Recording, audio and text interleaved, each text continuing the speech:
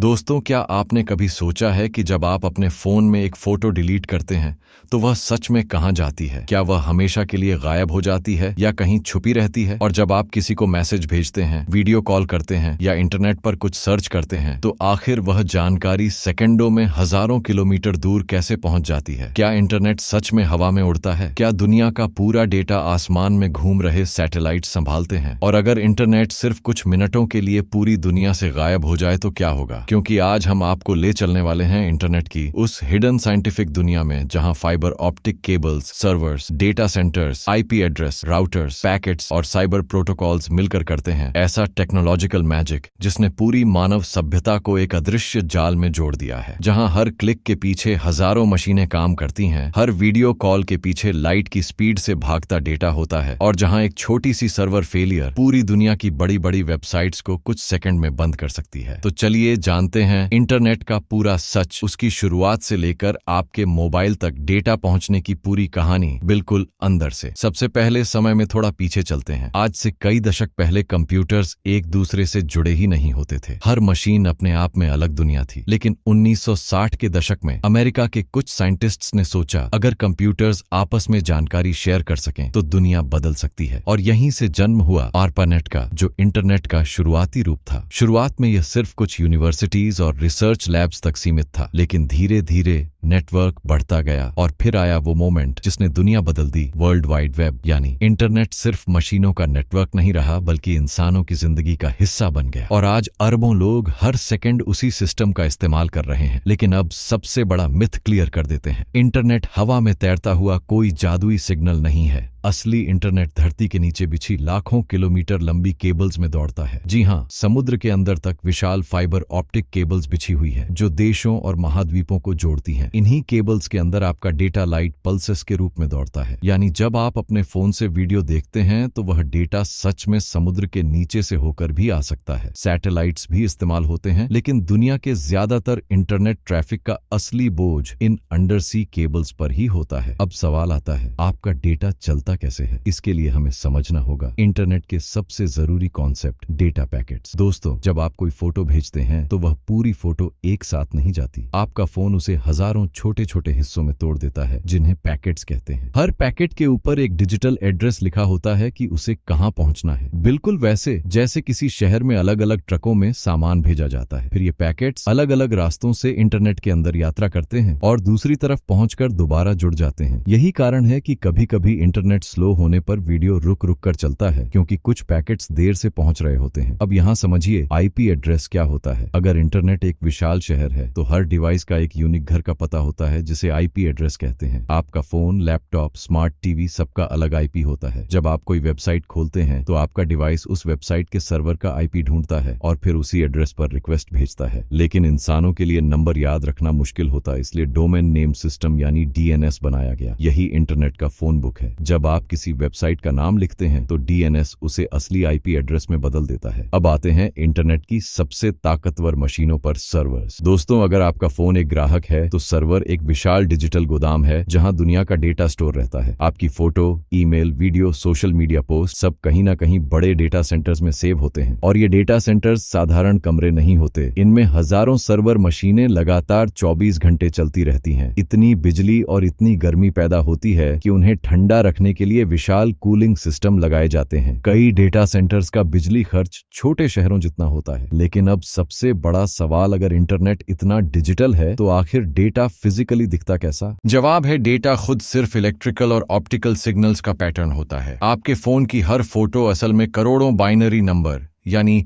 0 और 1 में बदल चुकी होती है। कंप्यूटर्स दुनिया की हर चीज को इन्हीं दो नंबरों की भाषा में समझते हैं। आपकी आवाज, वीडियो, गेम्स, मूवीज सब अंत में सिर्फ डेटा पैटर्न हैं जिन्हें मशीनें बिजली के छोटे छोटे सिग्नल्स के रूप में पढ़ती हैं। अब समझते हैं वाईफाई का असली खेल। दोस्तों, बहुत लोग सोचते हैं कि वाईफाई मतलब इंटरनेट, लेकिन वाईफाई सिर्फ आपके डिवाइस और राउटर के बीच का वायरलेस कनेक्शन है। असली इंटरनेट तो राउटर के पीछे लगी ब्रॉडबैंड लाइन या फाइबर नेटवर्क से आता है। आपका राउटर रेडियो वेव्स की मदद से डेटा को हवा में भेजता है ताकि फोन और लैपटॉप बिना तार के जुड़ सकें। यानी वाईफाई इंटरनेट का सिर्फ आखिरी छोटा हिस्सा है, पूरी दुनिया नहीं। अब यहाँ आता है साइबर सिक्योरिटी का सबसे इंटरेस्टिंग हिस्सा। जब आप किसी वेबसाइट पर पासवर्ड डालते हैं तो क्या वह सीधा इंटरनेट पर खुला घूमता है? नहीं। आज ज्यादातर वेबसाइट्स एन्क्रिप्शन इस्तेमाल करती हैं, यानी आपका डेटा एक सीक्रेट कोड में बदल जाता है जिसे सिर्फ सही सिस्टम ही पढ़ सकता है। यही कारण है कि बैंकिंग और ऑनलाइन पेमेंट्स सुरक्षित बन पाते हैं। लेकिन अगर कोई सिस्टम कमजोर हो जाए या यूजर गलती कर दे तो हैकर्स उसी कमजोरी का फायदा उठाने की कोशिश करते हैं। अब आते हैं क्लाउड पर। आपने कई बार सुना होगा कि डेटा क्लाउड में सेव है, लेकिन सच यह है कि क्लाउड कोई आसमान में उड़ती चीज नहीं। क्लाउड मतलब दुनिया के अलग अलग हिस्सों में मौजूद विशाल डेटा सेंटर्स। जब आप अपनी फोटो क्लाउड पर सेव करते हैं तो वह असल में किसी कंपनी के सर्वर पर स्टोर होती है। बस फर्क इतना है कि आप उसे कहीं से भी एक्सेस कर सकते हैं। लेकिन दोस्तों, इंटरनेट की दुनिया जितनी तेज है उतनी ही नाजुक भी। अगर किसी बड़े डेटा सेंटर में आग लग जाए, किसी समुद्री केबल को नुकसान पहुंच जाए या किसी देश का नेटवर्क डाउन हो जाए तो लाखों लोग अचानक इंटरनेट खो सकते हैं। कई बार पूरी दुनिया की बड़ी सोशल मीडिया सर्विसेज कुछ घंटों के लिए बंद हो चुकी हैं, सिर्फ एक टेक्निकल गलती की वजह से। यानी इंटरनेट जितना विशाल दिखता है उतना ही जटिल सिस्टम भी है। अब समझते हैं 5G और फ्यूचर इंटरनेट का खेल। पुराने नेटवर्क्स के मुकाबले 5G बहुत ज्यादा हाई स्पीड और लो लेटेंसी देने के लिए डिजाइन किया गया है। इसका मतलब सिर्फ तेज डाउनलोड नहीं, बल्कि ऐसी दुनिया जहां self driving cars, smart cities, real time robotics और अरबों स्मार्ट डिवाइसेस एक साथ कनेक्ट रह सकें। यानी इंटरनेट अब सिर्फ इंसानों के लिए नहीं, मशीनों के लिए भी बनता जा रहा है। लेकिन अब आता है सबसे बड़ा सवाल, अगर इंटरनेट इतना पावरफुल है तो इसके खतरे क्या हैं? दोस्तों, इंटरनेट ने दुनिया को जोड़ा जरूर है, लेकिन इसके साथ आया है डेटा प्राइवेसी का खतरा, फेक न्यूज, साइबर क्राइम और डिजिटल एडिक्शन। कई कंपनियां यूजर्स का डेटा कलेक्ट करके उनके बिहेवियर को समझती हैं। एल्गोरिदम